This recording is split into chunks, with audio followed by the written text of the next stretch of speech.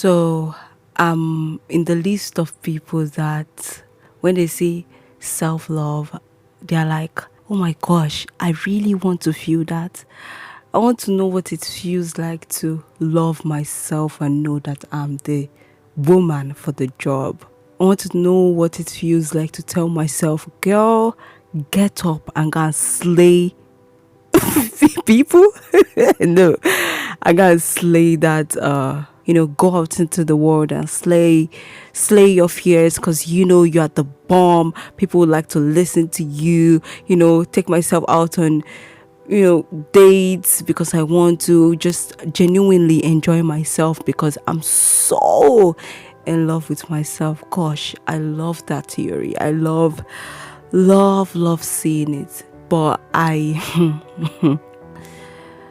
discovered that you can take yourself out on cute dates, be the actor of your life, take cute pictures, read that book you want to read, just enjoy a me time. The whole thing they tell you self-love and self-care is you can do all those things and still end up feeling like a piece of shit.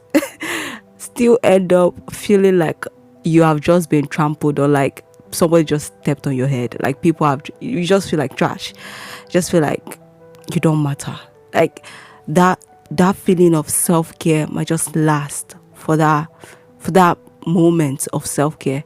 Then after that, when someone talks to you and tells you something that discombobulates your head, you go right back to where you started from. And it made me think, all those things, are they really self-love? Are they really self-care? Are they like, is it I'm not doing it right, or I'm doing it on a surface level? Like, this is what everyone is saying is self-love. Like, why is why don't I feel better? Why doesn't it last? Why is it not like long lasting? And I can remember one time I was praying. Okay, let me just say I was talking to myself. I was talking to God, because whenever it feels overwhelming, that's the thing I do. I just talk to myself, talk to God, have jokes with God, and everything in between. And I was really talking to God about this whole self-love stuff, and he told me that, it dropped on my mind that you need to forgive yourself in order for you to love yourself. And I was just like, damn, God. Wow. Okay, I hear you, Father. Right on. It was like, forgive yourself more, and you see yourself loving yourself. And I was like, that is the first thing on every self-love menu anyone should be talking about. That's the first thing. More forgiveness equals more love. More love equals forgiveness. And I remember that day I wrote it down on a post-it note, and it's just in my Bible. And when I had the whole roller coaster of I don't even know what was happening to me at that point with God and everything. If you haven't listened to that IN T.S I did about God, I think it's IN T.S 3. Go and listen to it. You understand? It was like I ignored my Bible. So I did it. I wasn't seeing the post-it. I was not even thinking about forgiving myself or whatever. I was just so mad at myself, and I hated myself so much at that point. But I think beginning of this year, I went back to the Bible and I saw the post-it, and I saw more forgiveness equals love. And it just made another sense to me. It made so much sense to me. For me to love myself, even after taking care of myself, I need to forgive myself of all the mistakes I've made, of all the embarrassing situations I've put myself into. Now, let me paint a scenario for you. There are times where I finish doing my whole self-care thing, finish dancing, finish listening to music, and then I lay down to just catch a breath, or just rest. And my mind starts playing its game. It starts like bringing pictures from way back to me, starts playing them on a loop.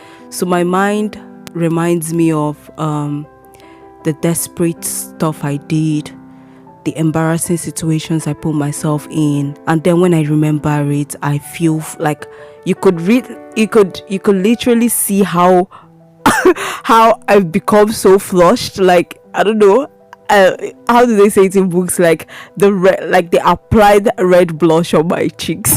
I become so ashamed of myself. I'm like, oh my god, Chiwandi, you're just a foolish girl. See, why did you do that kind of thing now? Like, why did you disgrace yourself like that? Why did you even say that thing? That thing didn't make sense in your head. Like, you were just meant to shut up. Just shut up your phone. Nobody wants to listen to the nonsense you want to say right now. Like, nobody wanted to listen to the nonsense you want to say. So why did you say it? Like, I become so hard on myself, and then I go back to that place of self-loathing, self-hate. I start hating myself again. I'm like, Jesus Christ, just whenever you go out, just shut the fuck up, because everything you have to, just can't you remember that time you said one rubbish thing? Can't you remember? I just go back to that place of self-hate, and I'm just like, you know what, just shut up, just shut up. Yeah, we are right from caring for yourself to hating yourself at just seconds, just because your mind reminded you of something embarrassing you did, or something disgraceful and shameful you did. And I forced my mind to bring back a scenario for me too. Now, if you're a kind and loving person, like when people bring their situation to you, you don't judge them. They did something wrong, yes, but instead of judging them, you love them into being a better person. You are kind to them. You're honest, but you're kind to them. I remember situations where people have brought their embarrassing, shameful, disgraceful things to me, and I remember who I was at that point. I listened to them. I was kind to them. I was honest to them. I was polite to them. I was there for them. I extended grace to them. I was compassionate in their presence, and they felt like they mattered. Now, why can't I extend the same grace to myself? Why can't I give myself the same listening ear? Why can't I give myself the same advice I gave to the other person when they were telling me their situation? Now, one thing I know for sure I would have told somebody when they brought their situation to me would be, well, you know that you're human and humans are fallible, and it's very likely you could make that mistake. I mean, you liked that person, so it's very, very normal for you to want to behave foolish in their presence, or seek for their love. It's very normal. It doesn't make you less than a human. There are 1,001 people out there that have done foolish and crazy things for love. You're not the first person. So therefore, baby girl, baby boy, I need you to realize that a lot of humans have made this mistake, and just take it easy on yourself. Yeah, it's big to you, but it's not that complicated, okay? And they feel better. They see from my own perspective and start seeing it the way I see it. But when it comes to my own situation, I refuse to see it from that perspective. The only thing I'm seeing is that I'm a foolish person and I'm desperate, and I just put myself in embarrassing situations. So at that point, when I finish my self-care, I try to remind myself that when I finish my self-care and my mind brings back all this stuff, I try to remind myself that you're not the first person. I try to remind myself that you're human, Chiwendo. Humans make mistakes. It's as if it's like embedded in our DNA. Like when God was creating us, he gave us doses of that. The likelihood to make mistakes. There are 1,001 millions of people that have made mistakes, and yours is no different. So I need you to breathe, take a chill pill, and know that you are not alone in this mistake and embarrassing land. maybe you're even starting. Maybe this one is just the tip of the iceberg. Do you get? So I try to extend grace to myself. I try to forgive myself for putting myself in those situations. I try to know that I'm fallible. I have flaws. I'm broken, gracefully broken. Hallelujah. I try to remind myself that I'm gracefully broken, that I would make more mistakes. So just chill, calm down, forgive myself. I forgive you, baby girl, for saying that. I forgive you, baby girl, for putting yourself in that situation. And I feel better, almost. Now, let me point out something. It's not as if you do this one today, tomorrow, your mind will not remember. This is something you have to do every time. So, yesterday, I was watching Sarah Jakes Roberts' video. She's like one person that I enjoy her sermon. And I love her too. She's like fierce. Ooh, the kind of person. I want to be like Sarah Jakes Roberts when I grow up. I'm serious. I want to be like her. Yeah. Maybe with a touch, sprinkles of Oprah. Okay, I digress. So I was watching Sarah Jakes Roberts yesterday, and she said something. Or is it Lisa Blue that said it?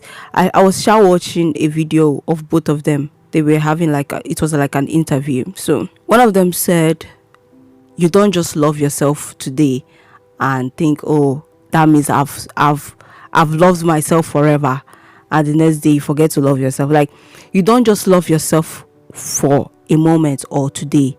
You have to, it's a journey, it's something you do every time. She now painted a scenario. She gave an analogy. She was like, it's like when you love another person, you have to constantly show up. You have to constantly tell them you love them. You have to constantly reassure them. You have to constantly reignite the fire of that relationship. You have to constantly, you know how relationship works now with your partner, like boyfriend girlfriend relationship, romantic relationship. You know how it works. Constantly be there for the person, show up for the person. Like, you continuously, it's not something you just do for one day and then for weeks and you forget. I mean, healthy relationship. I'm not talking about the toxic ones. Healthy relationships, you need to show up for a long, as long as that relationship lasts. You need to show up for it to be a healthy, a good, and a strong one. For the bond to be tight, you need to constantly show up for that relationship. Now, that's how your relationship with yourself should be like. It's very easy for us to let go of ourselves because we think, oh, I've taken care of myself today, I've loved myself today, so that means the love will continue. The love that I give myself today will serve me throughout. No, babes, it doesn't go that way. The love you gave yourself today is for today. Tomorrow we go again. Next tomorrow we go again. And like that. And it just made perfect sense to me because I'm in that category. Like, once I care for myself today, I love myself today, I'm like, Shebi, and give myself self-affirmation in the mirror today. I'm like, yeah, girl, this one will serve us for 3 years. And in the next 3 years, we are like, what happened? Maybe this self-love thing don't work. But it works. It's just that you were not loving yourself every other day. You just loved yourself for that day. Do you get? But at the center of everything I'm saying, what I'm just trying to say is that extend grace to yourself. That's the first thing that should be on your self-love list menu. Forgive yourself. Extend love to yourself. Whenever you remember something that embarrasses you, disgraces you, that you did, reaffirm yourself, reassure yourself that, babes, I did that, but I'm still here.